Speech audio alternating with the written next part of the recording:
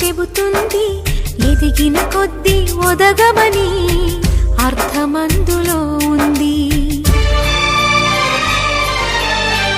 అపజయాలు కలిగిన చోటే గెలుపు పిలుపు వినిపిస్తుంది, ఆకులన్నీ రాలిన చోటే కొత్త చిగురు కనిపిస్తుంది.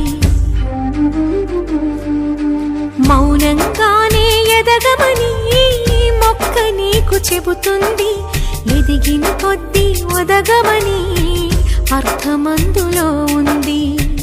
అపజయాలు కలిగిన చోటే గెలుపు పిలుపు వినిపిస్తుంది, ఆకులన్నీ రాలిన చోటే కొత్త చిగురు కనిపిస్తుంది.